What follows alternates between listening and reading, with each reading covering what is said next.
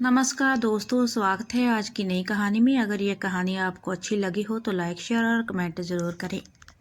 कजरी ताई पूरा गांव उनको इसी नाम से बुलाता था। फिर चाहे वो गांव के प्रधान जी हों या कोई और, उनकी उम्र का भी कोई पक्का हिसाब किताब था नहीं। कोई कहता था 80 पार कर चुकी हैं तो कोई कहता कि 90 पार हुआ है। कुछ लोग सैकड़ा पार करवा देते। अगर विश्वास सूत्रों की माने तो उनकी उम्र 80-85 के बीच में थी। कजरी ताई दुल्हन बनकर जिस साल आई रही, उसी उसके अगले साल देश आज़ाद हुआ था। तब रही उनकी उम्र 10-12 साल की। गौना शादी के 7वें साल रहा ये कथन या सूरज बाबू का। सूरज बाबू कजरी के खानदान के ही थे और गांव के सबसे गंभीर व्यक्ति थे। बहुत इज्जत थी उनके गांव में। सूरज बाबू ने ही बातों बातों में एक दिन बताया था कि उनके पति ने कभी इनको पत्नी का स्थान दिया नहीं। उन्होंने दूसरी शादी कर ली, पर कजरी ताई ने सास ससुर के साथ गांव में रहने का निर्णय लिया और आज दोनों के ना रहने पर भी अपने निर्णय का मान रख रही हैं। इनके पति पहले तो लगभग हर साल गांव आते थे, पर जब से माँ बाप नहीं रहे, उनका आना भी अब खत्म ही समझो। कजरी ताई ना जाने किस मिट्टी की बनी थी। ना वो कभी अपने बीते हुए कल की बात करती, ना कभी उनके व्यवहार से परिचितता होने का आभास होता। वैसे तो गांव में सभी बच्चे से कजरी ताई को विशेष प्रेम रहता, पर सलोनी इन सब में सबसे खास थी, क्योंकि सलोनी उनको खुद बहुत ज़्यादा मानती थी। सलोनी की दादी बहुत पक्की सहेली थी कजरी ताई, इसीलिए सलोनी जब भी गांव जाती कजरी ताई से ज़रूर मिलती। वो जितना कजरी ताई के बारे में जानती, उतनी उनके प्रति श्रद्धा उसकी बढ़ जाती। जैसे जैसे सलोनी एक कन्या से नारीवत्व की तरफ बढ़ रही थी, उतनी ही उसकी समझ नारी मन की संवेदनाओं के प्रति भी बढ़ रही थी। अगर उसकी दादी की मानो तो उसकी खुद की ज़िंदगी भी कजरी ताई की ही देन है। सलोनी की दादी कमला देवी बताती थी कि जब सलोनी पैदा होने को थी, बारिश रुकने का नाम ही ना ले रही थी। अब समस्या ये कि जिन लेडी डॉक्टर को आना था वो बारिश की वजह से आ ही ना पाई। सलोनी डॉक्टर के आने से पहले आ गई। उस वक्त सलोनी की माँ सुधा के पास सिर्फ कजरी ताई ही थी। उन्होंने सब अकेले संभाल लिया था। सलोनी का पहला स्पर्श कजरी ताई को मिला। सबसे पहले कजरी ताई ही देखा भी था और गोद भी लिया था। बाद में नाम भी उन्होंने ही रखा था, इसीलिए सलोनी को लगता कि कजरी ताई उसके वजूद में समा चुकी थी। जब सलोनी थोड़ा बड़ी हुई तो एक दिन उसने कजरी ताई से पूछा, ताई, जैसे मेरा नाम आपने रखा है वैसे आपका नाम किसने रखा? कजरी। अरे बिट्टो, हमारे जमाने में नाम कोई रखता नहीं था, बस पड़ जाते थे। अब हम थे कजरे के शौकीन, हम हो गए गजरी। हमको ना बाती सूनी सफ़ेद आंखें। इतना कह के कजरी ताई ने अपनी कजरारी आंखें बड़ी अदा से मटकाई। सलोनी भी सोचने लगी कि इनके काजल में ज़रूर कोई जादुई शक्ति है, वरना इतनी ज़िंदगी के सूनेपन को मिटा पाने का सामर्थ्य भी कहाँ किसी में था। खैर, कजरी ताई अपने जीवन में पूरी तरह से संतुष्ट थी। सुहागिनों के सारे व्रत उपवास पूरी श्रद्धा से करती।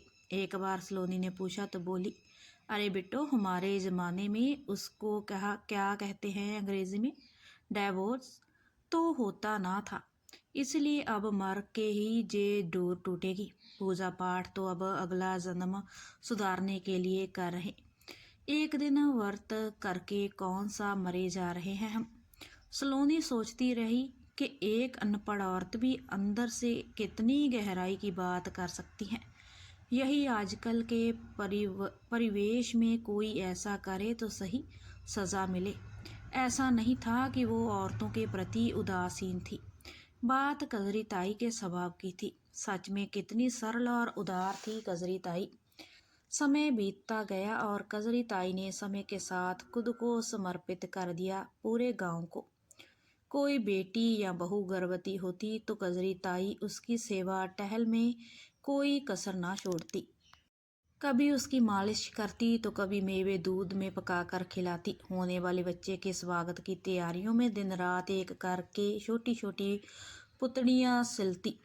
एक बार सलोनी ने टोका तो बोली, अरे बेटो, इस जन्म में तो ऊपर वाले ने औलाद का सुख नहीं दिया। अब सबकी सेवा करूँ हूँ कि शायद अगले जन्म औलाद का मुंह देख सकूं। वैसे भी मुझे अकेली के पास काम ही क्या है। कजरी ताई के अगले जन्म के बाप ने बहुतों के इन जन्म को सुधार दिया था। एक दिन सलोनी शाम में कजरी ताई के घर गई उनसे मिलने, क्योंकि अगले दिन उसे शहर वापस जाना था। अपनी पहली नौकरी की शुरुआत करनी थी। उसने सोचा कि कजरी ताई के आशीर्वाद के बिना कुछ अधूरा सा रह जाएगा। कजरी ताई अंदर के अंधेरे कमरे में कुछ कर रही थी। सलोनी की आवाज़ सुनकर बहुत खुश हुई। अरे बेटो, तू बैठ, बस मैं आई हाथ पहुँच के। सलोनी बाहर के कमरे में पड़े तख्त पर बैठ गई। तभी उसकी नज़र एक मलमल के छोटे से झोले पर पड़ी। कौतूहलवश उसने खोल के देखा तो बस देखती रह गई। उस झोले में ढेर सारी छोटी छोटी डिब्बियाँ थी। तब तक कजरी ताई आ गई थी। उसने उनसे पूछा, ताई क्या करोगी इतनी सारी डिब्बियों का? अरे बेटो, ये कौनो साधारण डिबिया थोड़ी है। ई है कजरोटा। अब गांव बड़े माँ सबके बच्चे होते हैं, तब हम सब बच्चन का गाय के देसी घी माँ पार कर कजरा हिला दिया करती हैं, बच्चन के बुरी नज़र से बचावे खातिर। ओ ई देखो, ई है चांदी का कजरोटा, त्योहार बच्चा खातिर। कजरी ताई अपने हाथ में एक खास डिब्बे को सलोनी को दिखाते हुए बोली। सलोनी लजा गई और अपने बच्चे की बात सुन के सलोनी ने कजरी ताई को अपनी नौकरी के बारे में बताया तो वह बहुत खुश हुई और उसे ढेर से आशीर्वाद देते हुए बोली, अरे बेटो, अब मेरी ज़िंदगी का कौन सा ठिकाना है। बस एक ठो बात रही मन में बताइए दी तो है। बोलो न ताई, क्या बात है? बस एक है इच्छा रही मन में कि तोहरे ब्याह देख लेते और तोहरा 100 चंदा सा बिटुआ देख लेते। ओकरे बाद जमराज खुशी खुशी ले जावे हमका कौनो गम नहीं। ओ सुनो बेटो, तोहरे बिटुओं के नाम हम ही रखब। बेटी हो गई और आपका बिटुआ ना हुआ, तब क्या करोगी ताई? सलोनी ने उनको छेड़ते हुए कहा। अरे बेटो, हमारे ज़माने में आशीष बिटुआ की ही देती जाती है। अब आजकल कौनो फ़र्क कहाँ। अब तू तो बिटिया है ना हमारो, तू तो सबके बिटवन पे बारी है। इतना कहकर वह अपने पोपले मुंह से खूब हंसी। कहते हैं ना कि 10 दिन में किसी एक पल को सरस्वती देवी हमारी जुबान पर विराजती हैं। उस शाम सरस्वती देवी कजरी ताई की जुबान पे बैठी थी। सलोनी के घर वालों को जल्दी ही एक समक्ष रिश्ता मिल गया और सलोनी दुल्हन बन के विदा हो गई। कजरी ताई ने बहुत जिम्मेदारी के साथ शादी की तैयारियां करवाई। बना बनी बड़े मन से गई। ढोलक खूब बजाई और झुकी हुई कमर भी खूब लचकाई। जब सलोनी विदा होके जा रही थी, उसके मन में बार बार ख्याल आ रहा था कि चलो कजरी ताई का एक अरमान तो पूरा हुआ। शादी के बाद सलोनी का गांव जाना तो कम हो गया, पर हर इतवार वीडियो कॉल करके सबको देख लेती थी। कजरी ताई हर बार उसको बेटों का आशीर्वाद देने से ना चूकती थी। शादी के 6 महीने बीतते ही पूरे घर में खुशी की लहर दौड़ गई। नन्हे मेहमान के आने की खबर थी ही खुशी वाली। सलोनी का मायका उसकी ससुराल से 50-60 किलोमीटर की ही दूर था। उसका मायका बस कहने को गांव था, नहीं तो किसी मामले में शहर से कम न था। सलोनी की माँ उसको अपने पास ले आई कि कुछ आराम कर लेगी उनकी लाडो। सलोनी गांव क्या पहुंची, कजरी ताई को तो दिन रात उसकी सेवा में लग गई। सलोनी को कई बार लगता कि ज़रूर कोई पिछले जन्म का नाता होगा इनसे। आजकल कोई सगा भी इतना नहीं करता किसी के लिए। और फिर वह दिन भी आ गया जब बच्चे को दुनिया के सामने आना था। सलोनी ने बहुत प्यारे से बेटे को जन्म दिया। पूरा गांव कजरी ताई के सोहर की आवाज़ से गूंज उठा। सुधा, कजरी को छठी पे बुला लेना। कजरौटा उसी से ले लेना। सलोनी की दादी कमला देवी ने सलोनी की माँ को हिदायत दी। अम्मा, बाकी सब तो ठीक है, पर ज़रूरी है कि कजरी ताई की छाया पड़े मेरे नाती पे। खुद तो सारी जिंदगी निर्वसी रही, जाने कैसे ना अपशगुन कर दे मेरे नातिन पे। सुधा ने दो टूक जवाब दिया। इस जवाब की आशा किसी को न थी।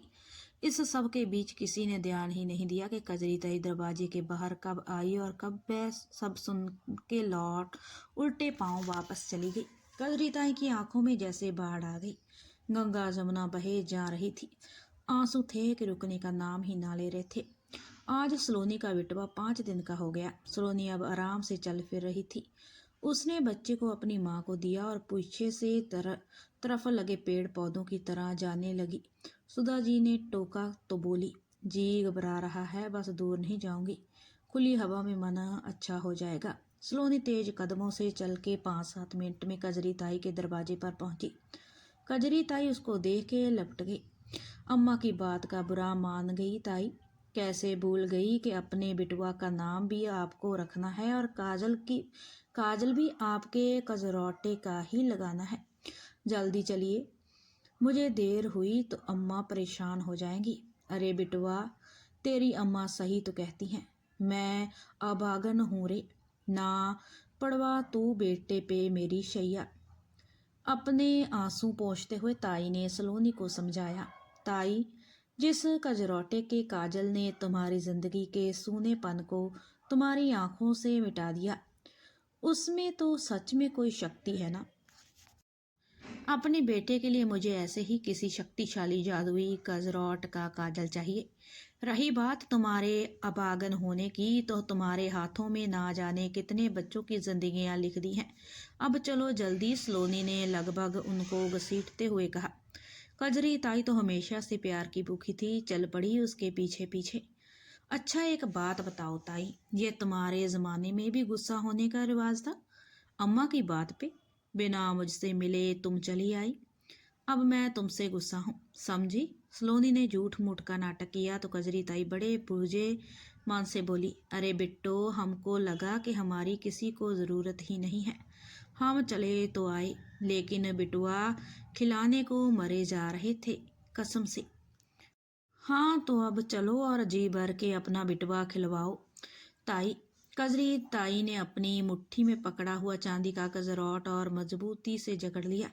शायद कजरौट भी किसी बुरी नज़र से बचाना चाहती थी।